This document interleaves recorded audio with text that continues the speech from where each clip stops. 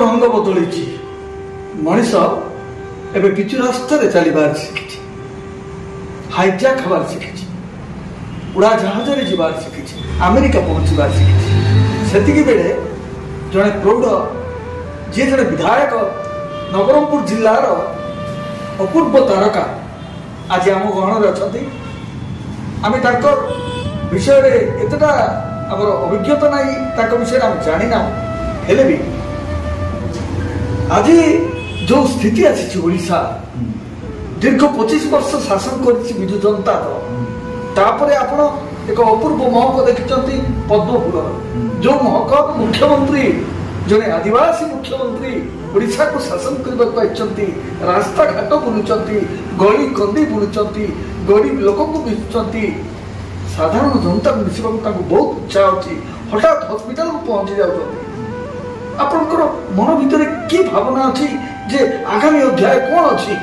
ओडिशा नवरंगपुर जिला हो कि ओडिशा देखो मो 67 मसीह 90 मसीह पर्यंत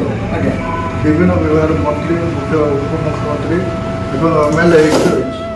मोर 1990 मसीह तार से मोर एमएलए सिप्टा बंद हो गला माने निश्चित मु 90 पर जिते कंटेस्ट कली एकाउंट मुझे हारीगली मुझे 67 ରୁ 90 पर्यंत से केवल 3 वर्ष प्रथम थी प्रथम थी से कांग्रेस प्राधान्य बेसी थिला जी कांग्रेस ठिया से कांग्रेस डिमांड बेसी आमको सब किए पचार ना कांग्रेस जो कहली गणतंत्र परिषद यार खाँ फाइट मिस से यार खाँ फाइट हेले सी पूजा गाँव गाँ पर्यटन से गले तो देख इलेक्शन तो आसुदी इच्छा हम बोले यार खाँ भी कहते ठिया हूँ मुझे देखली जदि मुठिया ना ना ना से चक्र तारा हेले जो ठिया ठिया भावुले मो ठिया किसी असुविधा ना कथा मत वकिलाती करी अच्छा हारे मोर कि फरक निश्चित आवश्यक हाँ से तो गोटे अलग प्रकार थी कि आज जो पद्मफूल महक आको कौन कह से 67 इलेक्शन जो बाहर जो गाड़ी घोड़ा किसी ना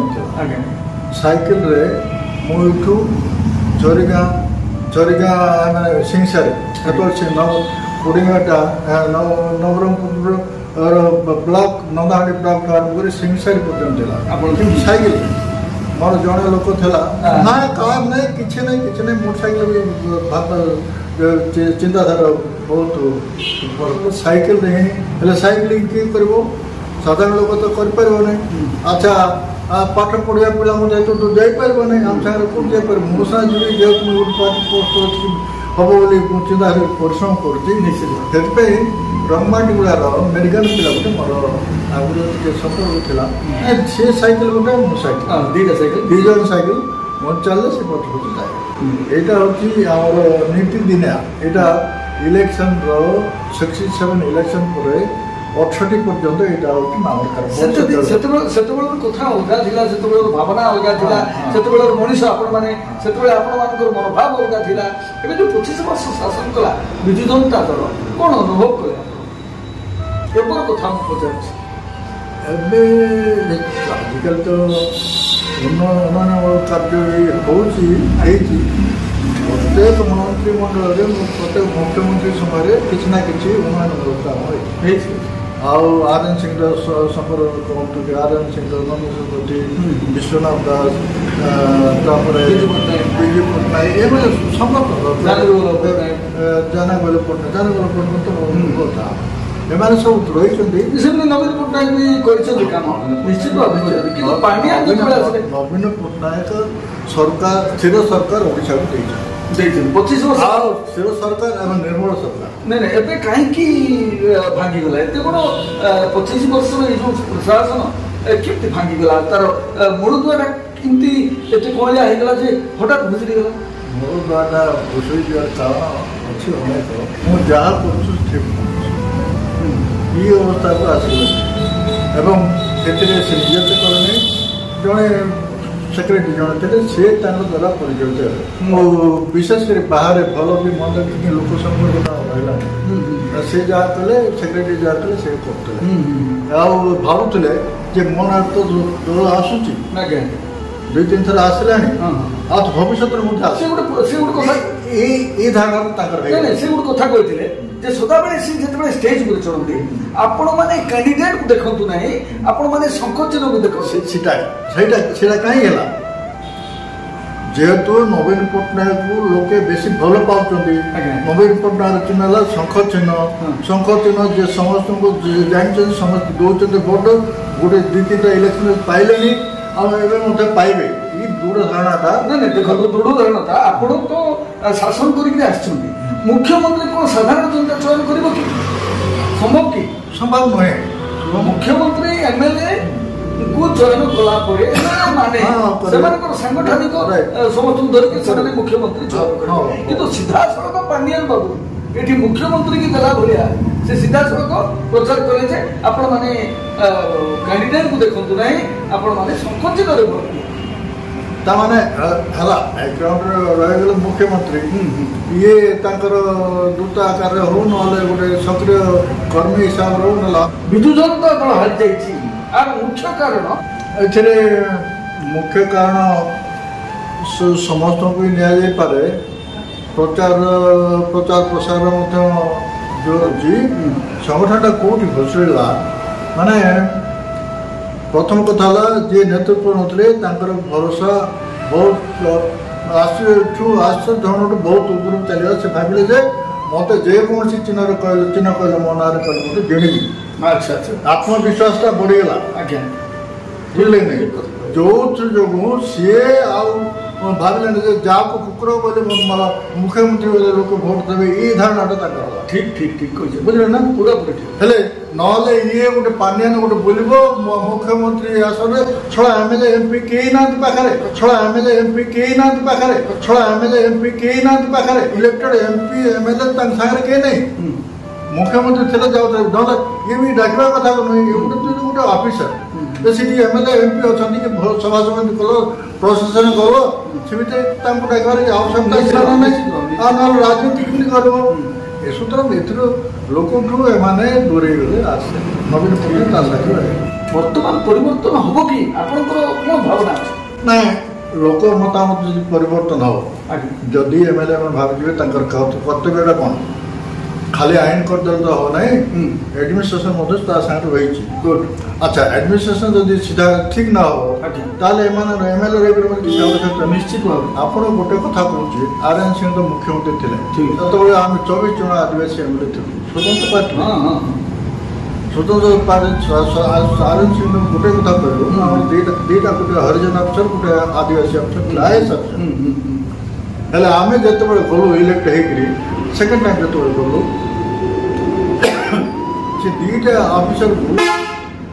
ଗଭର୍ଣ୍ଣମେଣ୍ଟ ଅଫ୍ ଇଣ୍ଡିଆକୁ ଡେପୁଟେସନ୍ ପଠାଇଲେ। ହେଲେ ଏଇଟା ଗୋଟେ ସେ ଆଦିବାସୀ ହରିଜନ ଭିତରେ ଟିକେ ଆଲୋଚନା ହେଲା। ମୁଖ୍ୟମନ୍ତ୍ରୀ ବି କହିଲେ, ଅନେକ ଲୋକ କହିଲେ, ତାପରେ ସମସ୍ତେ ଗୋଟେ ଗ୍ରୁପ୍ ହେଇକି ଗଲୁ। ନିଶ୍ଚିତ ସେତେବେଳେ PK ଦେଉଥିଲେ, RN ସିଂ ମୁଖ୍ୟମନ୍ତ୍ରୀ ଥିଲେ। ଗୋଟେ ଆଦିବାସୀ ହରିଜନ ଦୁଇଟା ଅଫିସର ଅଛନ୍ତି ଓଡ଼ିଶାର, ଏମାନେ ରଖିଛନ୍ତି ଏଠି। ଆମେ ତ ସେଠି 24 ଜଣ MLA ଆଦିବାସୀ ହରିଜନ ଆପଣ ରଖି ଦେଉନାହାନ୍ତି। କ'ଣ ଅସୁବିଧା ହେଲା? ଖାଲି ଆଦିବାସୀ ହରିଜନ ଭୁଲ କରେ ନା ଆଉ କିଏ ଭୁଲ କରୁନାହାନ୍ତି? ସେ 2 ଜଣଙ୍କୁ ପଠାଇବାଟା ଠିକ୍ ହେଲା ନାହିଁ। ଆମର ଟିକେ ଗୌରବରେ ଆସୁଛି, ଏଟାକୁ ପରିବର୍ତ୍ତନ କରନ୍ତୁ, 2ଟା ଅଫିସର ରଖନ୍ତୁ। ଆପଣମାନେ ଜିଲ୍ଲା ଭିତ୍ତିକ କରିଥିଲେ ଚାକିରି, ଜିଲ୍ଲା ଭିତ୍ତିକ, ଜିଲ୍ଲାର ପିଲା ହିଁ ପାଇବେ, ଯଦ୍ୱାରା ଆଜି ନବରଙ୍ଗପୁର ଜିଲ୍ଲାରେ ବିଭିନ୍ନ କ୍ଷେତ୍ରରେ ଆପଣ ନିଜେ ଦେଖୁଛନ୍ତି, ବେକାରୀ ଯୁବକ, ଦାଦନ ଖୋଜିବାକୁ ଯାଉଛି ଯୁବକ, ରାସ୍ତାଘାଟରେ ମଦ ପିଇ କରୁଛି ଯୁବକ, ଆପଣ ଦେଖୁଛନ୍ତି, ଆପଣଙ୍କର ଆଖିରୁ ନିଶ୍ଚୟ ଅଶ୍ରୁ ଝରି ଯାଉଥିବ। ଆପଣ ଏଠି ଯେଉଁମାନେ 140ଟା MLA ଇଲେକ୍ଟ ହେଇଗଲେ, ସେମାନଙ୍କ ଚିନ୍ତାଧାରା ଆଉ ସେ ଚିନ୍ତା ଧରନ୍ତୁ 140 ତ ଗୋଟେ ପଟ ହେଇପାରିବ ନାହିଁ ସେଠି ଅଧା ଅଧି 75 ଜଣ ଗଲେ ସରକାର ଗଲେ 47 ଜଣ 75 ଯଦି ସରକାର ବଢ଼େଇଲେ ସେମାନଙ୍କର ମନୋଭାବ କ'ଣ ଅଛି ସେମାନେ ଯଦି ଲିଡରସିପ୍ ବା ପାର୍ଟିର ନୀତିଗତି ଧରିକିରି ଆଲୋଚନା କରିବେ ନା ବ୍ୟକ୍ତିଗତ ସ୍ୱାର୍ଥ ମଧ୍ୟ ତାଙ୍କର ରହିବ କି ନାହିଁ ଆଞ୍ଚଳିକ ଉନ୍ନତି ଉନ୍ନୟନ କାମ ଆପଣଙ୍କର ମନ ଭିତରେ କ'ଣ ଅଛି ଯେ ଏମାନେ ଜିଲ୍ଲା ଭିତ୍ତିକ କରିପାରିବେ କି ମୋର ପ୍ରଶ୍ନଟା ଗୋଟାଏ କଥା ହେଉଛି ମୋର ତ ବିଶେଷ ଆଙ୍କ ବିଷୟରେ ମୋର ଧାରଣା ନାହିଁ ଆଜ୍ଞା MLA ହିସାବରେ ମୁଁ ଯେତିକି ଶୁଣିଛି ଜାଣିଛି ସେତିକି ଆଜ୍ଞା ଆଚ୍ଛା ଏମାନଙ୍କ ଶାସନ କରିବା ଗୋଟେ ଚରିତ୍ର ଅଲଗା ସମସ୍ତେ ଶାସନ କରିପାରିବେ ନାହିଁ ଆଉ ଯାହାର ମନୋବୃତ୍ତି ଅଛି ଚିନ୍ତାଧାରା ଥିବ ସେ ହିଁ ଶାସନ କରିପାରିବେ ନିଶ୍ଚିତ ଭାବେ ଆଉ ଭଲ ଲୋକ ମଧ୍ୟ ଶାସନ କରିପାରିବେ କାହିଁକି ଆମେ ଯେତେବେଳେ ଏଇ ଯେଉଁ ଦୁଇଟା IAS ଅଫିସର କଥା କହୁଛି ସେ ସମୟରେ ଆମେ କହିଲୁ ରାଜେନ୍ଦ୍ର ସିଂହଙ୍କୁ ସେ ମୁଖ୍ୟମନ୍ତ୍ରୀ ଥିଲେ ଆଜ୍ଞା ଏଇଟା ସବୁ ଭଲ ହେଉନି ଦୁଇଟା କରିବାଟା ଲୋକ ଲୋଚନ ମୋତେ ଭଲ ଦେଖାଯାଉନି ଦୁଇଟା ରଖିଦିଅନ୍ତୁ ତାପରେ କେତେବେଳେ କରିଦେବେ ଟ୍ରାନ୍ସଫର ଗଭର୍ଣ୍ଣମେଣ୍ଟ ଅଫ୍ ଇଣ୍ଡିଆକୁ ଯିବେ ସେମାନେ ଆଉ ତ ଏଇଟା ରୋଟେସନ୍ ତ କରୁଛନ୍ତି କିଛି ଅସୁବିଧା ନାହିଁ ସିଏ ଆମର କିଛି କୌଣସି କଥା ମଧ୍ୟ କରିନପାରିବ ସେସବୁ କ'ଣ ହେଲା 24 ଜଣ ଏକମତ ହେଉ ଆମକୁ ସେ 2 ଜଣ ସେଠି ଓଡ଼ିଶାରେ ରଖିବେ ନଚେତ୍ ଆମେ ପ୍ରତିଜ୍ଞା କରିବା କଥା ଆମେ ଛାଡ଼ିଦେବୁ ଏଇଟା ଯଦି କରୁଛ ତ ଆମେ ଆଗକୁ ଯିବା ନହେଲେ ନାହିଁ ମୁଁ ସେ କହିଲେ ଲିଡରସିପ୍ ମୁଁ ଆଦିବାସୀ ଭାବରେ ତୁମେ ଯଦି କରୁଛ ଏଇ ଯଦି 2 ଜଣ ନ ଆଣିବ ତାହେଲେ ତୁମେ ଯଦି ଛାଡ଼ିବା ପାଇଁ ପ୍ରସ୍ତୁତ ଅଛ ତାହେଲେ ଆମେ କରିବା ଯଦି ତୁମେ ଦଳ ପ୍ରତି ନିଜ ସ୍ୱାର୍ଥ ଦେଖିକି ଆମେ ତାଙ୍କୁ ସମର୍ଥନ କରିବା ସେଇଟା ହେଇପାରିବ ହେଲେ ଆପଣ ନୂତନ ମୁଖ୍ୟମନ୍ତ୍ରୀ ଜିଲ୍ଲା ଭିତ୍ତିକ କରିବା ପାଇଁ ଚେଷ୍ଟା କରିବେ ସେଇଟା ହେଉଛି ସାହସଟା ଦରକାର ନିଜର ଉଦ୍ଦେଶ୍ୟଟା ଦରକାର ଏଇ 2-3ଟା ଜିନିଷ ଦୃଢ଼ ସଂକଳ୍ପ ଦରକାର ଏଇ 2-3ଟା ଜିନିଷ ନହେଲେ ସେ କରିପାରିବ ନା କରିପାରିବ ନିଶ୍ଚିତ ଦୃଢ଼ ସଂକଳ୍ପ ଦରକାର ଡିଟରମିନେସନ୍ ଦରକାର ତୁମର ମେଜରିଟି ଅଛି ଶକ୍ତି ଅଛି କିନ୍ତୁ କରିପାରିବ କି এইটা হচ্ছে ভারতীয় জনতা পার্টি সরকার আছে এ কোন ধরিপারিব কি জেলা ভিত্তিক এ বেকারী সংস্থা হটাই পারিব কি ধরন্তু যোজনা দরকার আপনার কর্মক্ষেত্রে ব্যাপকতা দরকার কর্ম যোজনা সৃষ্টি কলে তো চাকরি দেবে আমি দেশর সামগ্রিক ভাবে আর্থিক বিষয়টা প্রথম ধরবা কথা কাই ক্ষেত্র দেব কହୁଛନ୍ତି এটা খালি আগে সস্তা রাজনীতি ମୁଁ ଯଦି କହିବି ସଂସ୍ଥା ରାଜନୀତି କ'ଣ ହାତ ପଇସା ଦେଉଛନ୍ତି କିଟା ସରକାର ପଇସା ଇଆଡ଼େ ବଜେଟ୍ ନିଅଣ୍ଟ ଇଆଡ଼େ ପଇସା ନଥିବ କାମ ହେଉନଥିବ କ'ଣ ଏଇସବୁ କାମ ଏଇଟା ସବୁ ମୋର ଇଚ୍ଛାରେ ଏଇସବୁ ଭଲ ଲାଗେ ଆମେ ଆର୍ଥିକ ସ୍ଥିତିକୁ ଦୃଢ଼ କରିବା କେମିତି ଦୃଢ଼ କରିବ ଲୋକ ଦେଖାଣିଆ କଥାରେ ମୁଁ ବିଶ୍ୱାସ କରେ ନାହିଁ ବୁଝିଲେ ନାହିଁ ଏଇ ଟଙ୍କା ଦେବା ଏଇସବୁ କିଏ ହାତକୁ ଦେଉନାହିଁ ଆଉ ସେତେବେଳେ ବଜେଟ୍ ନିଶ୍ଚିତ ଆଉ ସେସବୁ କେମିତି ଭରଣ କରିବେ ନା ଏଠି ଉଠଉଥାଉ ଋଣ ଆଣୁଥାଉ ତୋ ଆର୍ଥିକ ସ୍ଥିତିକୁ ଦୃଷ୍ଟିରେ ରଖିଲେ ଯଦି ଆର୍ଥିକ ଦୃଷ୍ଟିରୁ ଓଡ଼ିଶାର କିମ୍ବା ମନ୍ତ୍ରିମଣ୍ଡଳ କି ନହେଲେ ଲୋକଙ୍କର ଆର୍ଥିକ ଅବସ୍ଥା ବୁଝିବ ସେ ଋଣ କରିକି ଘିଅ ଖାଇବ ଆଚ୍ଛା ସେଟା ମୋର ଦେଶର ସମ୍ପତ୍ତି ହେଇପାରେ ଦେଶର ସମ୍ପତ୍ତି ଆମର ସମ୍ପତ୍ତି ଆମେ ଆଉ ରେସ୍ପନ୍ସିବୁଲ MLA ହିସାବରେ ରେସ୍ପନ୍ସିବୁଲ ମୁଖ୍ୟମନ୍ତ୍ରୀ ରେସ୍ପନ୍ସିବୁଲ ତମେ ଋଣ କରି ଖାଇକିରି ପଳେଇବ ତାପରେ କିଏ ସୁଝିବ ସେଇଟା ଦେବାଳିଆ ଅବସ୍ଥା କରିବା ପାଇଁ ଲୋକ ଅନେକ ଯୋଜନା କରନ୍ତି ବେକାରୀ ସମସ୍ୟାକୁ ଦୂରୀକରଣ ତା ସାଙ୍ଗରେ ଆସୁଛି ବେକାର ସମସ୍ୟା କ'ଣ ଏଠି ଇଣ୍ଡଷ୍ଟ୍ରି ଦରକାର ଏଠି ଶିକ୍ଷାଗତ ଯେତିକି ସ୍କୁଲ ଅଛି ଯୋଉଟା ପ୍ରାଇଭେଟ ଅଛି ତାକୁ ଗଭର୍ଣ୍ଣମେଣ୍ଟ କରିବାର ଆବଶ୍ୟକତା ଅଛି ଜିଲ୍ଲା ଭିତ୍ତିକ କରିବାର ଅଛି ସବୁ ଯାକ ବେକାର ସମସ୍ୟା ଦୂର କରିବା ପାଇଁ ଗୋଟେ ବଡ଼ ଜିନିଷ ନିହାତି ଦରକାର ବେକାରୀ ସମସ୍ୟା ଦୂର କରିବାକୁ ହେଲେ ଆପଣଙ୍କର କର୍ମସଂସ୍ଥାନ ବୃଦ୍ଧି କରିବା ଠିକ୍ କର୍ମସଂସ୍ଥାନ କେମିତି ବୃଦ୍ଧି କରିବେ ଗୋଟେ ହେଲା ଇଣ୍ଡଷ୍ଟ୍ରି କରିବେ ଇଣ୍ଡଷ୍ଟ୍ରି କେତେ ଲୋକ ରହିବେ ପ୍ରୋଜେକ୍ଟ କରିବାକୁ ପଡ଼ିବ ନର୍ମ ସଂସ୍ଥାନର ଲୋକଙ୍କୁ କାମଟା ସରକାର ସ୍ତରରେ ତ କାମଟା ସବୁ ନିଶ୍ଚିତ ଆଉ ସେଠି ତାକୁ ବାହାରେ ସରକାର ଇଣ୍ଡଷ୍ଟ୍ରିଆଲାଇଜେସନ୍ ଦରକାର ଆଚ୍ଛା ଯୁବପିଢ଼ି କି କ'ଣ କହିବେ ଆଜିର ଯୁବପିଢ଼ି ଅଛି ଆଙ୍କୁ କ'ଣ କହିବେ ଆଜିକାଲି ସରକାର ଯେମିତି କଲାଣି ଯୁବପିଢ଼ି ମଧ୍ୟ ସରକାରକୁ ନିର୍ଭର କରିବେ ଯେ ଯାହାର ଆଜିକାଲି ଯିଏ ଯାହାର ସରକାର ଚାକିରି ମିଳିବ ନାହିଁ ଏଇଟା ସମସ୍ତ ହେଇଗଲା ବାପା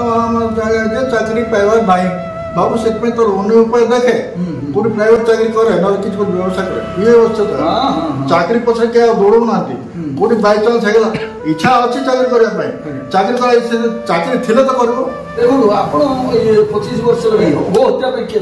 समस्त सब लोग दायी विशेष पार्टी को लेली एथले के सर्वकरण करते बीजेपी कर्मी ना बीजेपी जो